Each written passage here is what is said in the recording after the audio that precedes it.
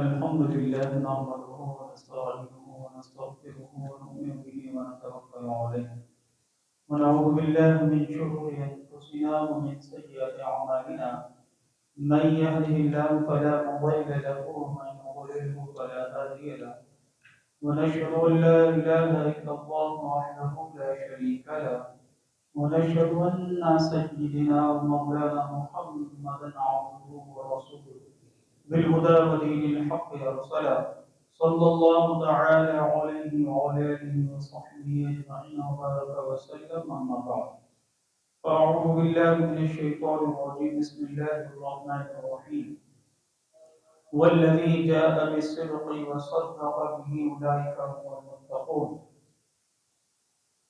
صدق الله مولانا العظيم وبلغنا رسوله النبي الكريم ونحن على ذلك لمن الشاهدين والشاكرين والحمد لله رب العالمين قال الله تعالى في شان حبيبه الكريم إن الله وملائكته يصلون على النبي يا أيها الذين آمنوا صلوا عليه وسلموا تسليما اللهم صل على سيدنا ومولانا محمد وعلى آل سيدنا ومولانا محمد وبارك وسلم صلاة وسلاما عليه يا سيدي يا رسول الله وعلى آلك وأصحابك يا نور الله محترم سامعین کرام اور حاضرین مجلس حضور حضور صلی اللہ علیہ وسلم پر درود پاک پڑھنے کے بے شمار فضائل ہیں اور اس کے لیے ہم موضوع سے متعلق کچھ باتیں سنیں حصول برکت کی ایک مرتبہ درود شریف پڑھ لیجیے اللہم صلی علی سیدنا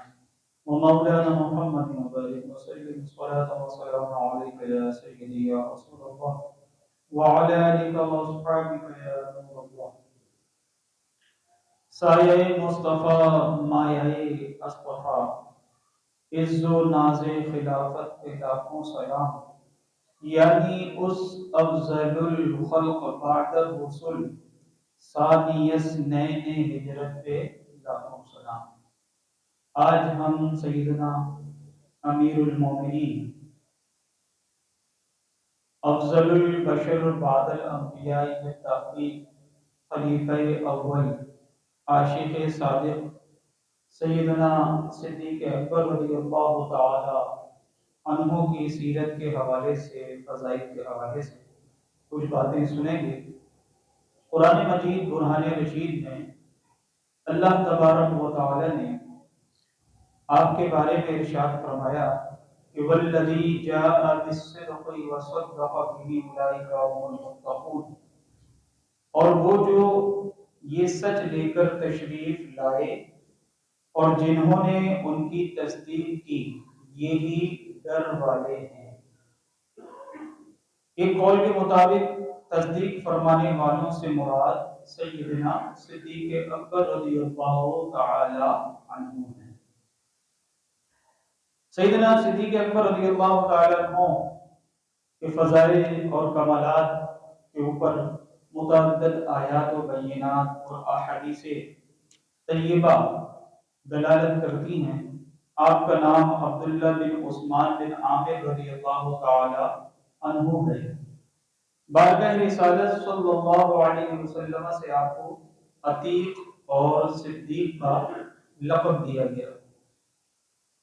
ام المومنین سیدہ عائشہ صدیقہ رضی اللہ تعالی عنہا لفظ صدیق کے بارے میں ارشاد فرماتی ہیں کہ جب رسول کائنات صلی اللہ علیہ وسلم کو معراج کرائی گئی اور جسمانی معراج اللہ تعالی نے آپ علیہ السلام کو عطا فرمائی اور آسمانوں کی سیر کروائی، مسجد حرام سے مسجد اقصی تک آپ تشریف لے گئے، اس کے بعد آسمانوں کے اوپر اور اللہ تبارک و تعالی کا دیدار بھی فرمایا، تو جب صبح آپ نے مسجد اقصی تک کی معراج کا ذکر لوگوں کے درمیان فرمایا تو کئی مسلمان اسے سن کر خرابی ایمان کے فتنے میں مبتلا ہوئے، لیکن سیدنا ابوبکر صدیق رضی اللہ تعالیٰ عنہ کی وہ ذات تھی کہ جب اہل کفار نے آپ کو بزن کرنے کے لیے اس موقع کو غنیمت جانا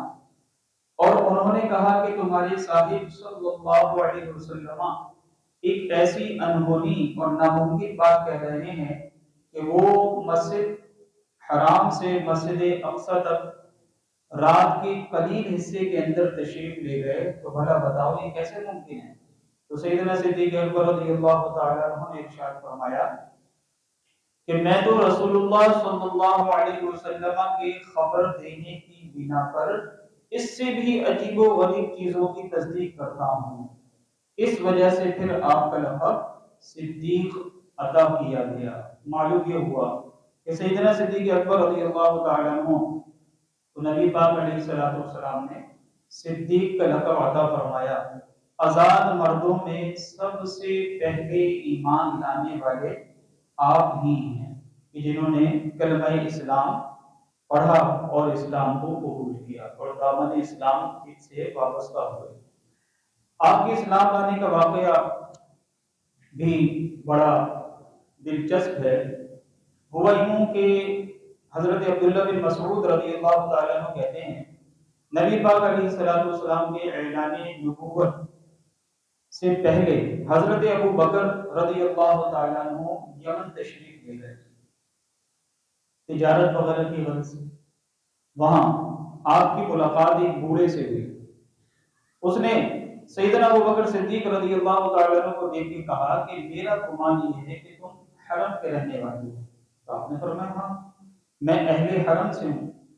تو پھر اس نے کہا کہ میرا گمان یہ ہے کہ تم اہل قریش سے ہو۔ تو میں نے کہا ہاں میں اہل قریش سے ہوں۔ اس نے پوچھا تم تیمیمی ہو؟ میں نے کہا میں تیمیم بن مرہ کی اولاد میں سے ہوں۔ چنانچہ اس نے بتایا کہ مجھے ایک علامت کا علم ہے جو تمہارے اندر موجود ہے۔ تو میں نے پوچھا کہ وہ علامت کیا ہے؟ تو اس نے کہا کہ تم اپنا پیٹ کھولو۔ سیدنا صدیق اکبر رضی اللہ تعالیٰ نے فرمایا کہ نہیں میں اس وقت تک نہیں کھولوں گا جب تک کہ تم مجھے اس کا سبب نہ بتاؤ کہ کیا وجہ ہے۔ تو اس نے کہا کہ میں اپنے صحیح علم صادق کے ذریعے یہ جانتا ہوں کہ حرم میں ایک نبی مبعوث ہوں گے اور ایک ادھیڑ عمر کے شخص اور ایک نوجوان شخص اس نبی کی مدد کریں گے جو ان شخص کو مہمات کو سر کرنے والا ہوگا اور مشکلات کو حل کرنے والا ہوگا، اور ادھیڑ عمر شخص سفید رنگ کا نحیف شخص ہوگا اور اس کے پیٹ پر ایک تل ہوگا اور اس کی ران پر بھی ایک علامت ہوگی۔ تم مجھے اپنا بطن دکھاؤ تاکہ میں وہ علامت دیکھوں۔ چنانچہ سیدنا صدیق اکبر رضی اللہ تعالیٰ عنہ فرماتے ہیں کہ میں نے اپنا پیٹ کھولا، کپڑا ہٹایا تو اس نے میری ناک سے اوپر ایک پیٹ پر سیاہ رنگ کا تل دیکھا اور کہا کہ رب کعبہ کی قسم تم وہی ہو، میں تمہارے پاس خود چل کر آنے والا تھا۔ سیدنا صدیق اکبر رضی اللہ تعالیٰ عنہ نے پوچھا کس لیے؟ اس نے کہا یہ بتانے کے لیے کہ تم راہ ہدایت سے نہیں ہٹنا اور جس راہ پہ ہو اسی راہ پہ لگے رہنا، اور اللہ تبارک و تعالی نے تمہیں جو نعمت عطا فرمائی ہے اس سے میں تم اس سے ڈرتے رہنا۔ اور جب سیدنا صدیق اکبر رضی اللہ تعالیٰ عنہ اس سے رخصت ہوئے تو اس نے کہا کہ مجھ سے کچھ شعر سنتے جائیے، تو آپ نے وہ چند اشعار اس سے سنے۔ حضرت ابو بکر فرماتے ہیں کہ جب میں واپس مکہ مکرمہ آیا تو نبی پاک صلی اللہ علیہ وسلم مبعوث ہو چکے تھے، آپ نے اعلان نبوت فرما دیا تھا۔ پھر مجھ سے عقبہ بن ابی معیط، شیبہ، ربیعہ، ابو جہل اور صنادید قریش ملے اور انہوں نے کہا کہ اے ابو بکر ایک عظیم واقعہ ہو گیا ہے۔ ابو طالب کے در یتیم یعنی محمد رسول اللہ صلی اللہ علیہ وآلہ وسلم نے یہ دعویٰ کر دیا ہے کہ وہ نبی مرسل ہیں، اگر تم نہ ہوتے تو ہم اس معاملے میں انتظار نہیں کرتے، اب تم آ گئے ہو تو اس کا فیصلہ کرنا بھی ہم تم پر موقوف کرتے ہیں، تم یہ فیصلہ فرماؤ۔ چنانچہ میں نے پوچھا کہ وہ کہاں ہیں اور انہیں احسن طریقے سے سمجھا کے رخصت کیا تو انہوں نے بتایا کہ وہ حضرت خدیجہ رضی اللہ تعالیٰ عنہ کے گھر میں ہیں۔ میں نے دروازہ کھٹکھٹایا، آپ باہر تشریف لائے۔ میں نے پوچھا اے محمد صلی اللہ علیہ وسلم آپ نے اپنے آباء و اجداد کا یقین ترک کر دیا ہے؟ تو آپ نے جواب دیا کہ اے ابو بکر رضی اللہ عنہ، میں تمہاری اور تمام مخلوق کی جانب اللہ تعالی کا سچا رسول ہوں، تم اللہ پر ایمان لے آؤ اور میری رسالت کی گویا تصدیق کرو۔ میں نے کہا کہ آپ کے اس دعوے پر کوئی دلیل؟ فرمایا ہاں، یہ دلیل کہ جو بوڑھا شخص تمہیں ملا تھا اور تم سفر میں تھے اور اس نے جو تمہیں علامات بتائی تھی، یہ دلیل۔ تو حضرت ابوبکر نے کہا میں تو کئی بوڑھوں سے ملا ہوں۔ تو آپ نے پھر وہی تل کا جو واقعہ تھا کہ پیڑ پر تل کی علامت جو شخص نے دیکھی تھی اس کو بیان فرمایا۔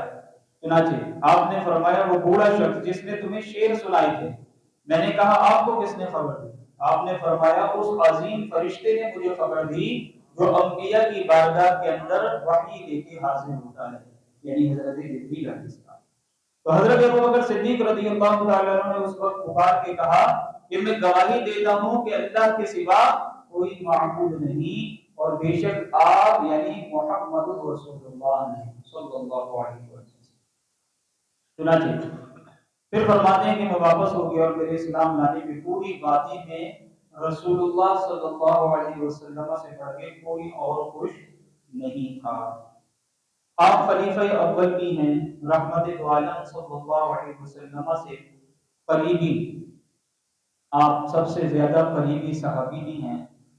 سفر ہجرت میں معیت کا شرف بھی آپ کو عطا ہوا، بڑے فقیر، زہد و تقوی کے مالک، اور زمانے جاہلیت میں کبھی بھی آپ نے کوئی ایسا کام نہیں کیا جو بھائی سے ملامت ہو۔ چنانچہ سیدنا صدیق اکبر رضی اللہ تعالیٰ عنہ کو اللہ تبارک و تعالیٰ نے ایمان کی دولت سے سرفراز فرمایا، اور آپ آزاد مردوں میں سب سے پہلے ایمان لانے کی سعادت پانے والے افراد میں سے سب سے پہلے شخص ہیں، جو عاقل و بالغ افراد میں سب سے پہلے حضور علیہ الصلوۃ والسلام پر ایمان لے آئے۔ حضرت عبداللہ بن زبیر رضی اللہ تعالیٰ عنہ کہتے ہیں کہ حضرت ابوبکر صدیق رضی اللہ تعالیٰ عنہ کا مکے میں دستور یہ تھا کہ آپ غلاموں میں سے اسلام قبول کرنے والے مردوں، بوڑھوں، عورتوں کو خرید کر آزاد کر دیا کرتے۔ ایک دن آپ کے والد نے آپ سے کہا کہ تم بوڑھے اور کمزور عورتوں کو آزاد کرتے ہو، کیا ہی اچھا ہو کہ تم جوان مرد افراد کو، غلاموں کو آزاد کرو تاکہ وہ تمہارے کسی آئندہ وقت میں کام آ سکے۔ تو یہ سن کر آپ نے جواب دیا کہ والد محترم، اس کام سے میرا بڑا مقصد اللہ تبارک و تعالیٰ کی رضا اور خوشنودی ہے، اس کے علاوہ دنیاوی کوئی بھی نفع مجھے پیش نظر نہیں ہے۔ تو یہ ہے سیدنا صدیق اکبر رضی اللہ تعالیٰ عنہ کی اللہ تبارک و تعالیٰ کی رضا کی تلاش اور جستجو، کہ آپ رضائے مولا کے طالب ہیں، یہ نہیں دیکھتے کہ میرا اس میں فائدہ نقصان ہوگا یا زیادہ فائدہ کس بات کے اندر ہے، بلکہ اس بات کو پیش نظر رکھتے ہیں کہ اللہ کی رضا کس کے اندر ہے۔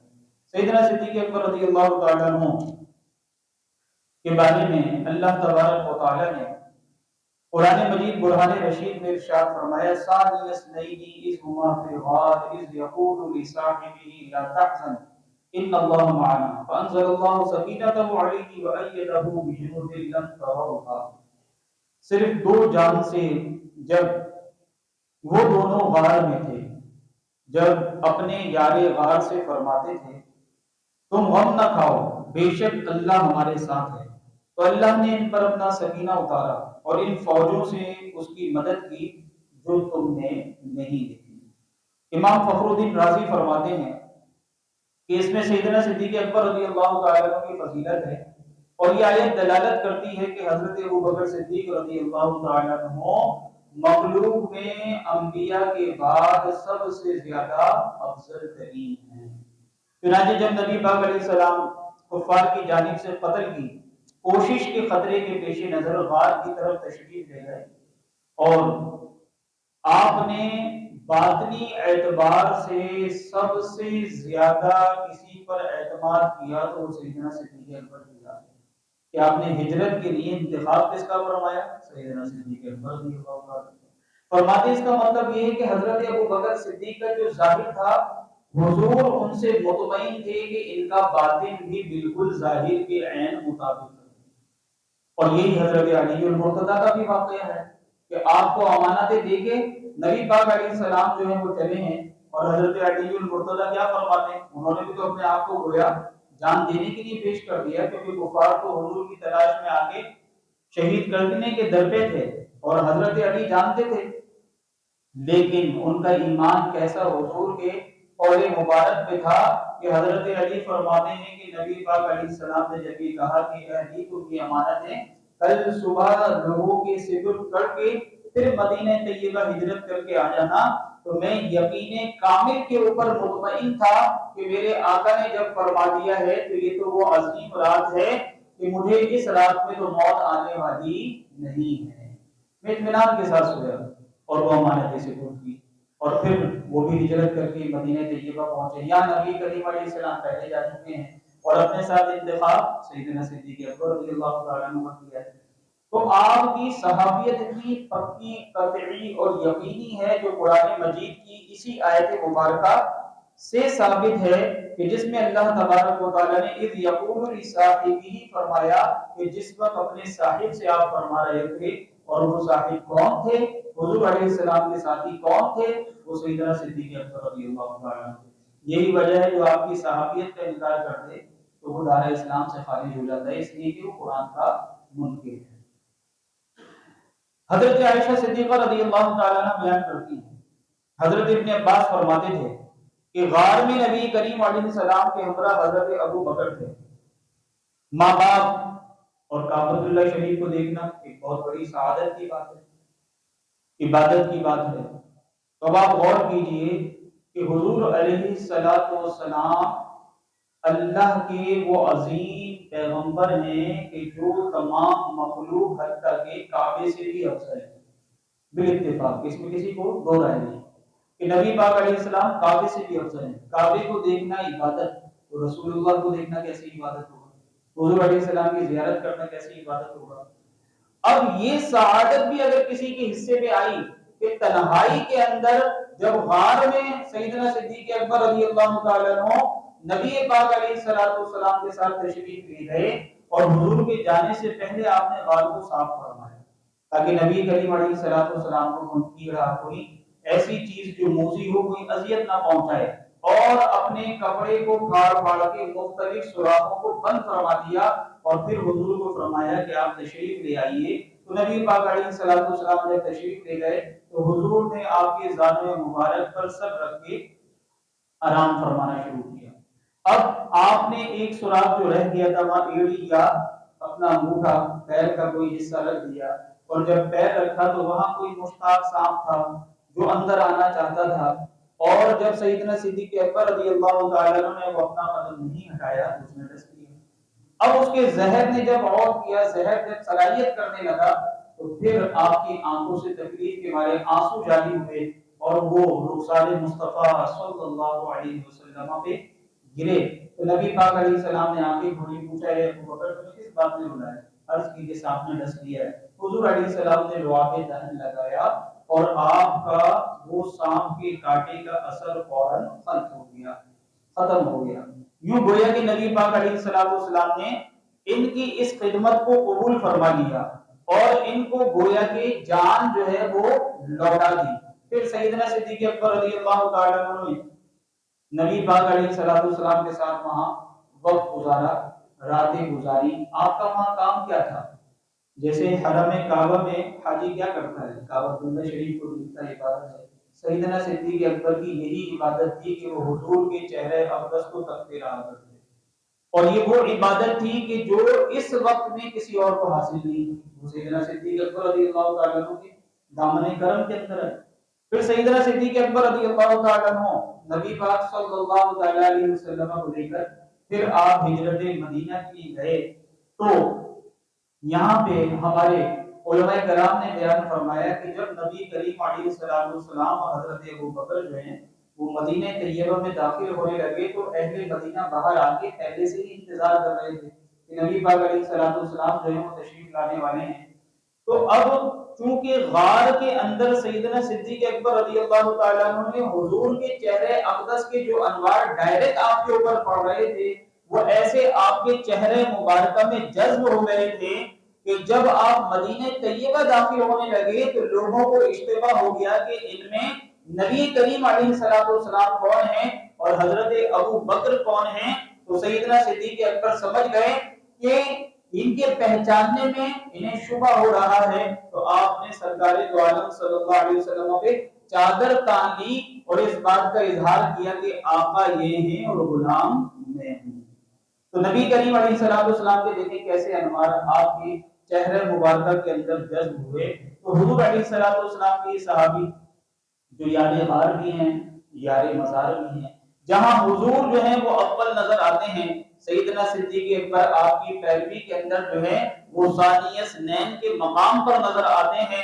غار میں حضور علیہ الصلوۃ والسلام کے ساتھ ہیں. ہر معرکے کے اندر نبی کریم علیہ الصلوۃ والسلام کے آپ ہمیں ساتھ نظر آتے ہیں. چنانچہ سیدنا صدیق اکبر رضی اللہ تعالیٰ عنہ کی انہی نیکیوں کو دیکھ کر حضرت عمر فاروق رضی اللہ تعالیٰ عنہ ارشاد فرماتے تھے کہ میں چاہتا ہوں کہ میرے سارے اعمال ابو بکر کے ایک دن اور ایک رات کے اعمال کی مثل ہو جاتی. حضرت ابو بکر کے ایک دن اور ایک رات کے اعمال کی مثل ہو جاتی ہے, یعنی ان دو نیکیوں کی مثل میری تمام نیکیاں ہو جاتی ہیں. رات تو وہ کہ جس رات میں آپ رسول اللہ صلی اللہ علیہ وسلم کے ساتھ غار کی طرف چلے اور اپنے آپ کو اپنے قربانی کے لیے گویا پیش کر دیا. جب قریب پہنچے تو عرض گزار ہوئے یا رسول اللہ بندہ آپ اس وقت غار میں داخل نہ ہو. پھر وہ سانپ نے ڈسا. یہ بہت بڑی نیکی تھی کہ آپ نے حضور پر اپنی جان کو جو ہے وہ نچھاور کر دیا. اعلیٰ حضرت نے اس پہ فرمایا نا کہ صدیق بلکہ غار میں جان اس پہ دے چکے اور حفظ جان تو جان فروز غرر کی ہے. ہاں تو نے ان کو جان انہیں پھیر دی نماز پر وہ تو کر چکے تھے جو کرنی بشر کی ہے. ثابت ہوا کہ جملہ فرائض فروع ہیں, اصل اصول بندگی یعنی غلامی اسی تاج کی ہے. چنانچہ سیدنا صدیق اکبر رضی اللہ تعالیٰ عنہ کی یہ تو رات والی نیکی ہوگی, اور فرماتے ہیں کہ دوسری نیکی وہ دن والی نیکی کہ جب رسول اللہ صلی اللہ علیہ وسلم کی وفات کے بعد بعض اہل عرب مرتد ہو گئے تو آپ نے فرمایا کہ میں ان لوگوں سے جو زکوٰۃ کے منکر ہوئے ہیں ان سے جہاد کروں گا.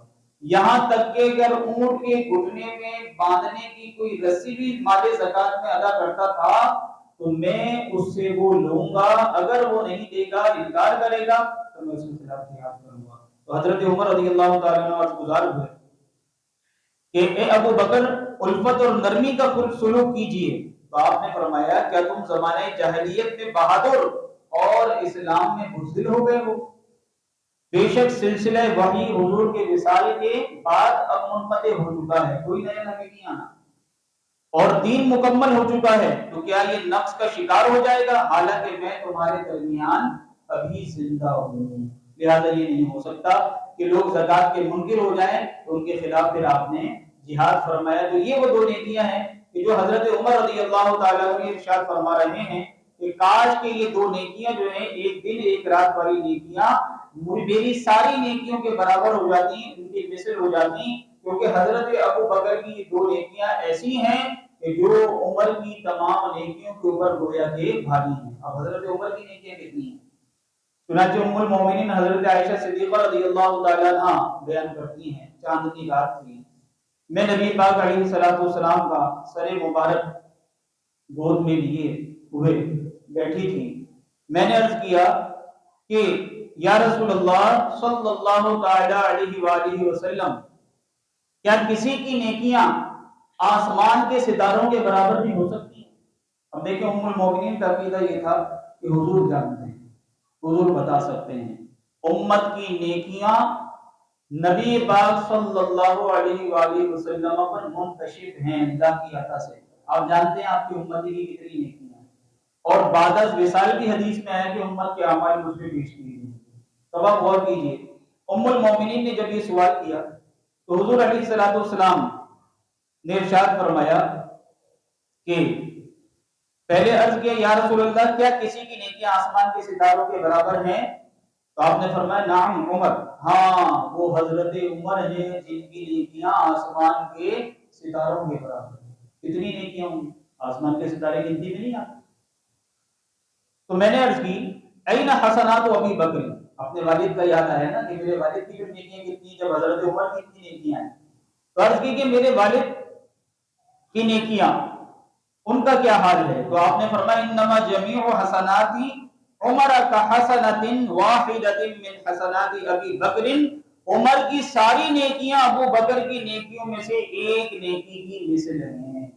یہ ہے سیدنا صدیق اکبر رضی اللہ تعالیٰ عنہ کی نیکیوں کا معاملہ کہ آپ نے سیدنا صدیق اکبر رضی اللہ تعالیٰ عنہ کی نیکیوں کو یوں ارشاد فرمایا کہ سیدنا صدیق اکبر رضی اللہ تعالیٰ عنہ کی نیکیوں کا حال یہ ہے کہ جو حضرت عمر رضی اللہ تعالیٰ عنہ سے کہیں زیادہ ہے، جو سوچ سے بھی بالاتر ہے۔ نبی پاک صلی اللہ تعالیٰ علیہ وآلہ وسلم کی صحابی سیدنا صدیق اکبر رضی اللہ تعالیٰ عنہ کے بارے میں حضرت ابو سعید خدری رضی اللہ تعالیٰ عنہ کی ایک روایت ہے۔ آپ فرماتے ہیں نبی پاک علیہ الصلوۃ والسلام نے لوگوں کو خطبہ دیتے ہوئے ارشاد فرمایا ان اللہ خیر عبدا بین الدنیا وما بین عنده فاختار ذلك العبد ما عند اللہ، بے شک اللہ تعالیٰ نے اپنے ایک بندے کو دنیا و آخرت میں سے کسی ایک چیز کے اختیار کرنے لینے کا اختیار عطا فرمایا، تو ان دونوں میں سے وہ ایک کو پسند کرے، بس اس بندے نے جسے اختیار دیا گیا اس نے اللہ کی جو پاس ہے اسے پسند فرما لیا، یعنی آخرت کو پسند فرما لیا۔ اب راوی کہتے ہیں کہ یہ سن کر حضرت ابو بکر رضی اللہ تعالیٰ عنہ رونے لگے جب حضور نے یہ ارشاد فرمایا کہ ایک بندے کو اختیار دیا گیا دنیا و آخرت میں، تو اس بندے نے جو اللہ کے پاس ہے اسے پسند فرما لیا، تو حضرت ابو بکر رونے لگے، دیگر صحابہ نہیں سمجھ سکے۔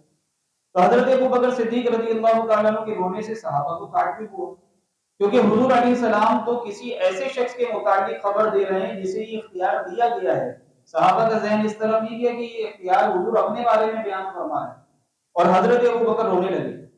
پھر راوی کہتے ہیں کہ ہم نے پوچھا کہ یہ رونے کی کیا وجہ ہے؟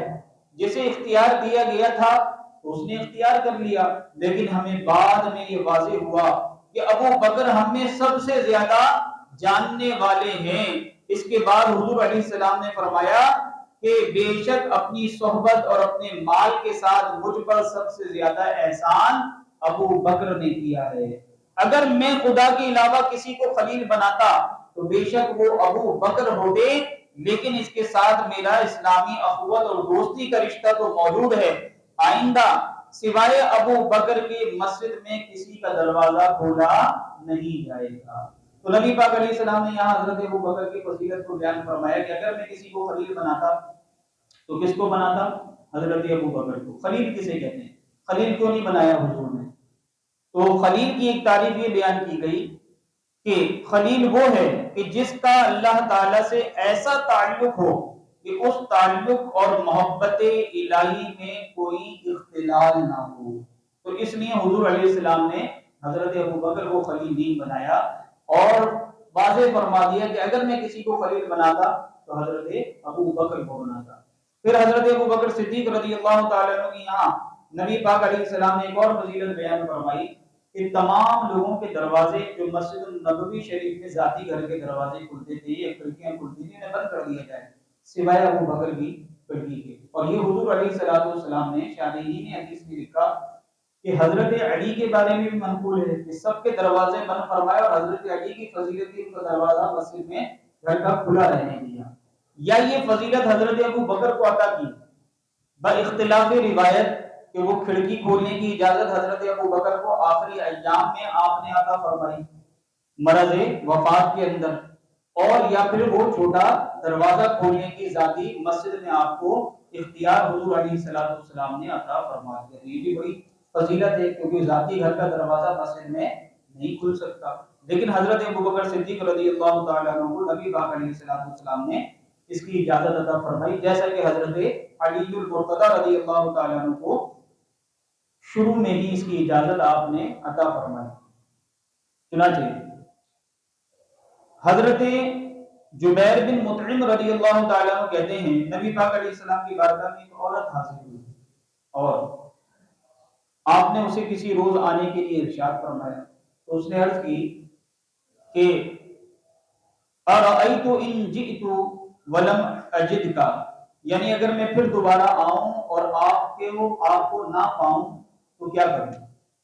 یعنی یا رسول اللہ صلی اللہ علیہ وسلم، میں آئندہ اگر آؤں اپنی ضروریات کی وجہ سے اور آپ کو نہ پاؤں تو پھر میں کس کے پاس جاؤں؟ تو راوی فرماتے ہیں گویا اس نے اس سے وفات نبی صلی اللہ علیہ وسلم مراد لی کہ آپ کے بعد از وصال میں کس کے پاس آؤں؟ تو نبی پاک علیہ السلام نے فرمایا کہ ان لم تجدینی فاتی ابا بکر، اگر تم مجھے نہ پاؤ تو حضرت ابو بکر کی خدمت میں حاضر ہو جانا۔ تو اس سے علماء کرام نے اشارہ اخذ فرمایا کہ یہ اشارہ تھا کہ میرے بعد اگر کسی کو خلیفہ اول ہونے کا شرف عطا ہوگا تو وہ سیدنا صدیق اکبر رضی اللہ تعالی عنہ کی ذات مبارکہ ہے۔ حضرت عمار بن یاسر رضی اللہ تعالی عنہ نے بھی اسی طرح سیدنا صدیق اکبر رضی اللہ تعالی عنہ کی فضیلتوں کو بیان فرمایا اور نبی پاک صلی اللہ تعالی علیہ وسلم نے مختلف انداز میں حضرت ابو بکر صدیق رضی اللہ عنہ کی فضیلتوں کو بیان فرما کے امت پر حضرت ابو بکر کے حق کو اور ان کی فضیلت کو واضح فرمایا۔ چنانچہ حضرت ابو ہریرہ رضی اللہ تعالیٰ عنہ اس حدیث کے راوی ہیں، فرماتے ہیں کہ میں نے نبی پاک علیہ السلام کو فرماتے ہوئے سنا جو اللہ تعالیٰ کی راہ میں اشیاء میں سے کسی شے کا جوڑا خرچ کرے تو میں اسے جنت کے سب دروازوں سے قیامت کے دن بلائے جانے کی بشارت عطا فرماتا ہوں۔ تو اے عبداللہ یہ باعث فضیلت ہے۔ پھر جو اہل نماز میں سے ہوگا اسے باب الصلاۃ سے بلایا جائے گا، اور جو اہل جہاد میں سے ہوگا اسے باب الجہاد سے بلایا جائے گا، اور جو اہل خیرات میں سے ہوگا اسے باب الخیرات سے بلایا جائے گا، اور جو روزے رکھے گا اسے باب الصیام سے پکارا جائے گا، باب الریان سے بلایا جائے گا۔ تو حضرت ابو بکر صدیق رضی اللہ عنہ نے جب یہ فضیلت سنی اور حضور کا یہ بیان جنت نشان سنا تو تڑپ گئے اور عرض کی کہ یا رسول اللہ صلی اللہ علیہ وآلہ وسلم، جو ان سارے دروازوں سے بلایا جائے گا اسے تو خدشہ ہی کیا ہے؟ یعنی روزے والے باب الریان سے جا رہے ہیں، نماز والے باب الصلاۃ سے جا رہے ہیں، اور جہاد والے باب الجہاد سے پکارے جا رہے ہیں۔ تو حضرت ابو بکر نے کہا کہ جو خوش نصیب سارے ہی دروازوں سے پکارا جائے گا جنت میں تو اسے خدشہ کیا رہ جاتا ہے، اسے ڈر ہی کیا رہ جاتا ہے، اسے کوئی فکر ہی گویا کیا رہ جاتی ہے۔ تو پھر عرض گزار ہوگی کہ یا رسول اللہ کیا کوئی ایسا بھی ہے کہ جس کو تمام دروازوں سے جنت کے پکارا جائے گا؟ تو نبی پاک علیہ السلام نے فرمایا ہاں اے ابو بکر، مجھے امید ہے کہ وہ تم ہی خوش نصیب ہو جسے جنت کے آٹھوں دروازوں سے بلایا جائے گا۔ تو یہ سیدنا صدیق اکبر رضی اللہ تعالیٰ عنہ کے بارے میں حضور نے فرمایا مجھے امید ہے، اور حضور کی امید کا حال کیا ہے؟ لیکن ایک ہے میری امید، آپ کی امید اور کسی کی امید، تو امید میں کوئی یقینی فیصلہ تو نہیں ہوتا، کوئی قطعی بات تو نہیں ہوتی، لیکن نبی کی امید کے بارے میں فقہا کیا کہتے ہیں؟ علامہ بدر الدین عینی نے فرمایا رجاء النبی واقع محقق، یعنی نبی کریم کی امید تحقیق شدہ ہے اور واقع شدہ ہے کہ وہ واقع ہونے والی ہے، اس لیے کہ حضور کی امید ہے۔ یہ وہ پیارے آقا کریم علیہ الصلوۃ والسلام ہیں جن کو اللہ تعالیٰ فرماتا ہے وَلَسَوْفَ يُعْطِيكَ رَبُّكَ فَتَرْضَىٰ، اے حبیب ہم آپ کو اتنا عطا فرمائیں گے کہ آپ ہم سے راضی ہو جائیں گے۔ تو حضور کی امید واقع ہے۔ تو سیدنا صدیق اکبر رضی اللہ تعالیٰ عنہ ان خوش نصیب افراد میں سے ہیں کہ جن کو ایک چھوٹی فضیلت نبی پاک علیہ السلام نے عطا فرمائی اور فرمایا کہ ابو بکر مجھے امید ہے تم آٹھوں دروازوں سے پکارے جانے والے فرد ہو جسے جنت میں بلایا جائے گا۔ چنانچہ حضرت ابو موسیٰ اشعری رضی اللہ تعالیٰ عنہ نے بھی سیدنا صدیق اکبر رضی اللہ تعالیٰ عنہ کی فضیلت کو بعض مقامات پر بیان فرمایا۔ سیدنا صدیق اکبر رضی اللہ تعالیٰ عنہ کو اللہ تبارک و تعالیٰ نے شجاعت سے بھی نوازا تھا۔ چنانچہ عروہ بن زبیر فرماتے ہیں انہوں نے حضرت عبداللہ بن عمر سے پوچھا کہ کیا مشرکین نے حضور علیہ السلام کے ساتھ سب سے زیادہ برا سلوک کون سا کیا؟ تو انہوں نے جواب دیا کہ میں نے دیکھا کہ عقبہ بن ابی معیط نبی پاک علیہ السلام کے پاس ان کے نماز ادا کرنے کے دوران آیا اور اس نے آپ کی گردن مبارک میں چادر ڈال کے سختی کے ساتھ کھینچ کے آپ کا گلا گھونٹنا شروع کیا۔ یہ دیکھ کر حضرت ابو بکر آئے اور اسے رسول اللہ صلی اللہ علیہ وسلم سے دور کیا، پھر فرمایا اتقتلون رجلا ان یقول ربی اللہ وقد جاءکم بالبینات من ربکم، کیا تم ایسے شخص کو قتل کرنا چاہتے ہو جو یہ کہتا ہے کہ میرا رب اللہ ہے اور بے شک وہ تمہارے پاس اپنے رب کی جانب سے معجزے لے کر آیا ہے۔ اس حدیث پاک سے سیدنا صدیق اکبر رضی اللہ تعالیٰ عنہ کی جان ساری پتہ چلتی ہے کہ انہوں نے اپنی جان کی پرواہ نہیں کی، کافروں کی پرواہ نہیں کی کہ یہ مجھے کیا تکلیف پہنچا سکتے ہیں، بلکہ انہوں نے نبی کریم سے اذیت کو دور فرمایا۔ گویا حضرت ابو بکر صدیق کی ذات تو عظیم ذات ہے کہ جو محافظ رسول بھی ہے، پاسبان رسالت بھی ہے، اور نبی کریم علیہ السلام پہ اپنی جانوں کو نچھاور کرنے کے لیے پیش کرنے والوں میں صف اول میں سب سے پہلے آپ کی آزاد مردوں میں ذات نظر آتی ہے۔ چنانچہ سیدنا صدیق اکبر رضی اللہ تعالیٰ عنہ کے بارے میں حضرت ابو ہریرہ رضی اللہ تعالیٰ عنہ بیان کرتے ہیں، ایک مرتبہ نبی پاک علیہ السلام نے پوچھا کہ من اصبح منکم اليوم صائما، آج تم میں سے کس نے روزہ رکھا ہے؟ تو حضرت ابو بکر صدیق رضی اللہ تعالیٰ عنہ نے عرض کی کہ یا رسول اللہ میں روزے دار ہوں، میری نفلی روزہ۔ پھر حضور علیہ السلام نے پوچھا فمن تبع منکم اليوم جنازہ، یعنی آج تم میں سے کون ہے جس نے جنازے میں شرکت کی ہے، کسی مسلمان کے جنازے میں گیا، یہ بھی بڑے اجر کی بات ہے۔ تو حضرت ابو بکر صدیق رضی اللہ تعالیٰ عنہ فقط کھڑے ہو کے عرض گزار ہوئے کہ یا رسول اللہ میں نے آج جنازے میں شرکت کی۔ پھر آپ نے فرمایا من اطعم منکم اليوم مسکینا، آج تم میں سے کس نے کسی مسکین کو کھانا کھلایا ہے؟ تو حضرت ابو بکر نے عرض کی کہ یا رسول اللہ میں نے آج مسکین کو کھانا کھلایا ہے۔ پھر آپ نے پوچھا فمن عاد منکم اليوم مریضا، تم میں سے کون ہے کہ جس نے آج کسی مریض کی عیادت کی ہے، مزاج پرسی کی ہے؟ تو سیدنا ابو بکر صدیق رضی اللہ تعالیٰ عنہ نے عرض کی کہ یا رسول اللہ میں نے کی ہے۔ حضور علیہ السلام نے دیکھی کیا فرمایا، فرمایا مجتمعنا فی امرئ الا دخل الجنہ، یہ اوصاف فقط اسی شخص میں جمع ہوں گے جو جنتی ہوگا۔ گویا اس طریقے سے بھی نبی پاک علیہ السلام نے آپ کو جنت کی بشارت عطا فرما دی۔ تو یہ ہے سیدنا صدیق اکبر رضی اللہ تعالی عنہ۔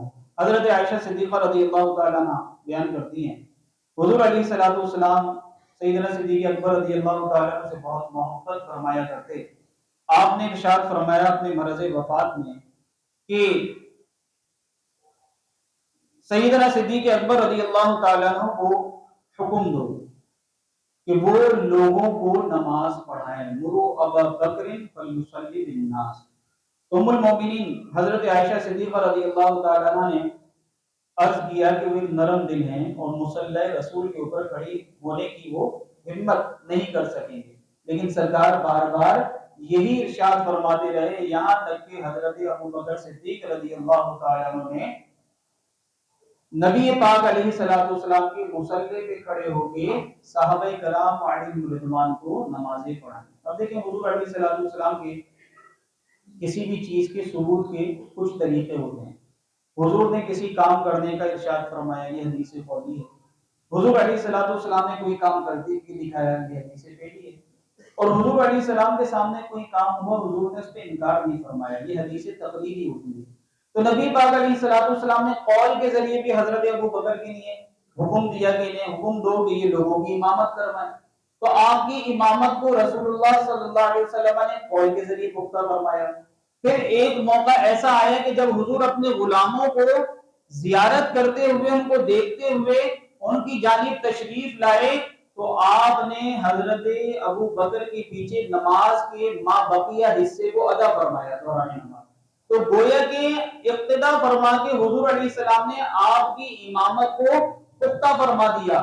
اور پھر قول ایک یہ بھی ارشاد فرمایا کہ جس قوم کے اندر حضرت ابو بکر موجود ہو تو کسی کو جائز نہیں ہے، روا نہیں ہے کہ وہ آگے بڑھ کے قوم کی امامت فرمائے۔ تو معلوم یہ ہوا کہ سیدنا صدیق اکبر رضی اللہ تعالیٰ عنہ کو نبی پاک علیہ الصلوۃ والسلام نے کئی ارشادات کے اندر اشارتاً دلالتاً جو ہے وہ اپنے بعد خلافت کے اشارے صحابہ کرام علیہم رضوان کو اس کے دلائل اور اشارات مہیا فرما دیے تھے۔ اسی لیے صحابہ کرام علیہم رضوان نے بالاجماع حضور علیہ الصلوۃ والسلام کے وصال کے بعد کسی شخصیت کے اوپر اجماع فرمایا خلافت کے لیے، تو وہ سیدنا صدیق اکبر رضی اللہ تعالی عنہ کی ذات ہے۔ چنانچہ حضرت ابو سعید خدری رضی اللہ تعالی عنہ بیان کرتے ہیں، حضرت عمر رضی اللہ تعالیٰ عنہ کی بھی روایت ہے، آپ فرماتے ہیں کہ حضرت ابو بکر صدیق رضی اللہ تعالیٰ عنہ ہمارے سردار ہیں، ہم میں سب سے بہتر ہیں، اور حضور علیہ السلام کو ہم سب سے زیادہ محبوب تھے، یعنی حضور سب سے بڑھ کے حضرت ابو بکر صدیق رضی اللہ تعالیٰ عنہ سے محبت کیا کرتے تھے۔ حضرت ابو بکر صدیق کی خدمات کو اگر آپ دیکھیں تو نبی پاک علیہ الصلوۃ والسلام نے ارشاد فرمایا کہ ہم نے ابو بکر کے علاوہ سب لوگوں کے احسانات کا بدلہ دے دیا ہے، بے شک ان کے احسانات کا بدلہ اللہ تعالیٰ قیامت کے دن میری جانب سے حضرت ابو بکر کو عطا فرمائے گا۔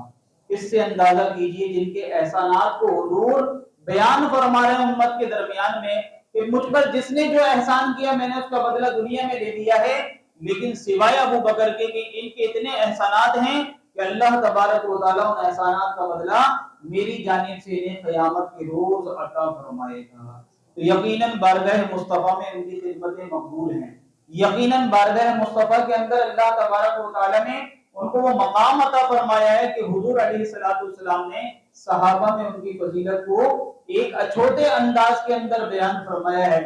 یہی وجہ ہے کہ بارگاہ الہی میں سیدنا صدیق اکبر رضی اللہ تعالیٰ عنہ کا مقام اور مرتبہ یہ تھا کہ نبی کریم علیہ الصلوۃ والسلام نے ارشاد فرمایا کہ ابو بکر و عمر یہ دونوں میرے کان اور آنکھ کی مثل ہیں، اور ایک جگہ آپ نے ارشاد فرمایا کہ سیدنا صدیق اکبر رضی اللہ تعالیٰ عنہ کے بارے میں کہ جس قوم میں ابو بکر موجود ہوں تو ان کے لیے جائز نہیں ہے کہ کوئی اور آگے بڑھ کر مصلی امامت کے اوپر لوگوں کی امامت فرمائے۔ جب سیدنا صدیق اکبر رضی اللہ تعالیٰ نے غزوے کے موقع کے اوپر اپنے گھر کا مال لا کر پیش کیا، حضرت عمر رضی اللہ تعالیٰ عنہ بھی کہتے ہیں کہ میرے دل میں یہ خیال آیا کہ آج بھی یہ وہ موقع ہے کہ میں اگر حضرت ابو بکر پہ سبقت لے جا سکتا ہوں تو وہ یہی دن ہے۔ چنانچہ میں بھی گھر گیا مال لینے کے لیے کہ رائے خدا میں کچھ مال لا کر، یہاں حضرت ابو بکر صدیق رضی اللہ تعالیٰ عنہ بھی گئے، دونوں حضرات اور دیگر صحابہ اپنا اپنا مال لیا۔ تو نبی پاک علیہ الصلوۃ والسلام نے پوچھا کہ اے عمر تم کیا لے کے آئے ہو، گھر والوں کی کیا چھوڑا؟ تو عرض کی یا رسول اللہ اتنا ہی مال گھر والوں کے لیے چھوڑا ہے، آدھا مال لے کے آئے۔ یہ بھی بہت بڑی سعادت تھی۔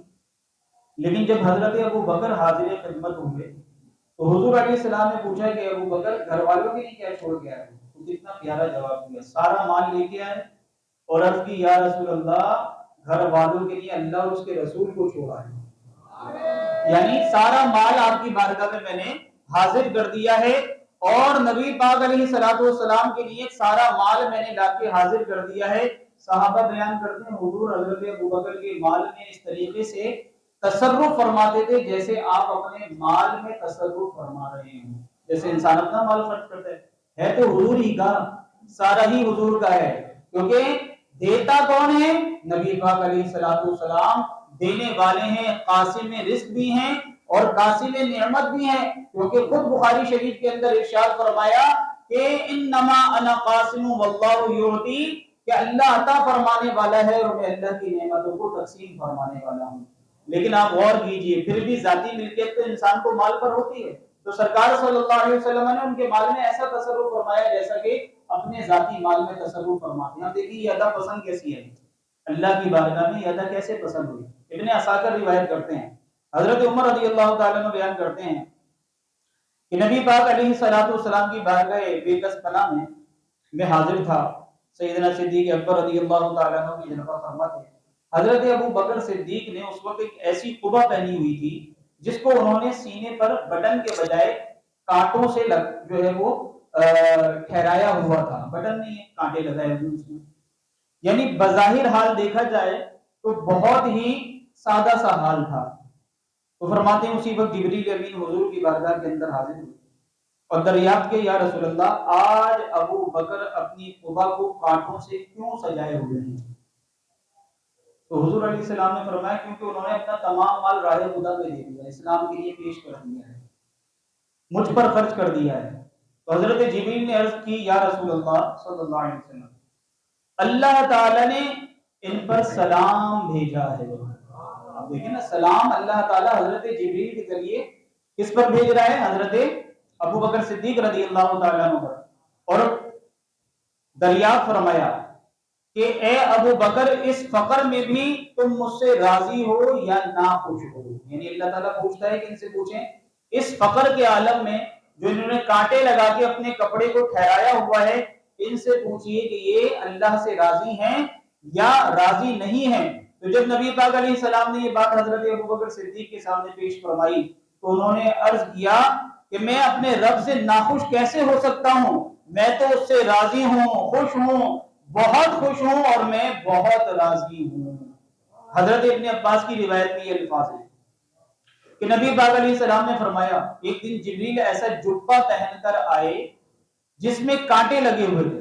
میں نے ان سے پوچھا جبریل یہ کیا حالت ہے؟ کبھی تم اس حالت کے اندر نہیں آئے ہو اور آج ایسی حالت کے اندر تم میری بارگاہ میں آئے ہو. تو انہوں نے عرض کی دراصل اللہ تعالیٰ نے فرشتوں کو یہ حکم دیا ہے کہ وہ تمام آج ایسا ہی لباس پہنے جیسا کہ حضرت ابو بکر نے زیب تن فرمایا ہوا ہے. تو یہ ہے مقام سیدنا صدیق اکبر رضی اللہ تعالیٰ عنہ کا کہ ان کی ادا کو بھی اللہ تعالیٰ ایسا پسند فرماتا ہے کہ جو نوری مخلوق ہے لیکن اس کے باوجود آپ دیکھیے اللہ تعالیٰ نے ان پر بھی وہی لباس پہننے کا حکم جاری فرما دیا جیسا کہ اپنے محبوب یعنی سیدنا صدیق اکبر رضی اللہ تعالیٰ عنہ کو زیب تن کیا ہوا دیکھا.